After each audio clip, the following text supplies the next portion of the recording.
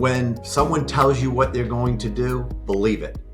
Jerome Powell, which I've been publicly saying for a year, I thought their view of transitory was way off. I equally thought that rising rates was going to happen quick. And they've done that with the blunt instrument of raising rates dramatically.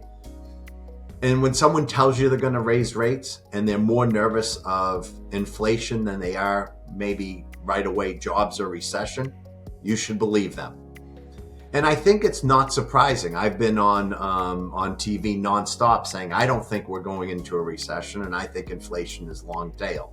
Inflation impacts 350 million people on a daily basis. Whereas if we start moving the unemployment rate from 3.5 to 4.5, yes, it impacts people and it impacts hardworking Americans, but we have tools to fix that quickly. Whereas you don't have tools to fix inflation quickly. So it did not surprise me that they stayed the course. And I think they should stay the course.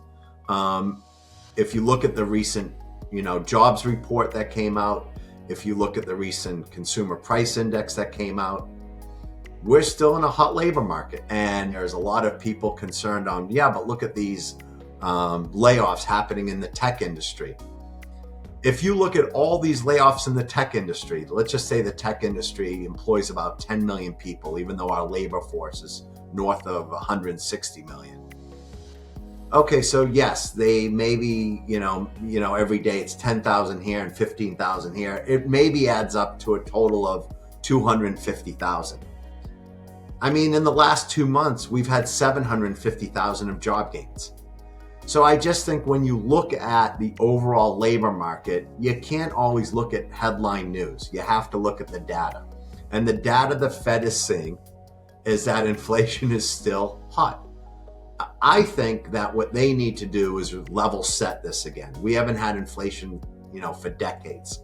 As you know, Paul Volcker was a good friend of mine, let him rest in peace. And, he understood what inflation, how it impacted the country and the nation. And he made sure he kept, a forceful hand on remedying it. We have not seen this for decades. We have to remedy inflation. I think that the Fed, although they have two really different things that they have oversight for, which is monetary policy and financial stability, in my opinion today, they need to separate inflation from bank supervision. And so I think with monetary policy, they should hike rates by 25 basis points this week. I think if they didn't, that's not a good sign on where the economy is. And then on the flip side, I think they have to beef up their bank supervision. It's clear that the San Francisco Fed probably did not do the best job overseeing Silicon Valley Bank.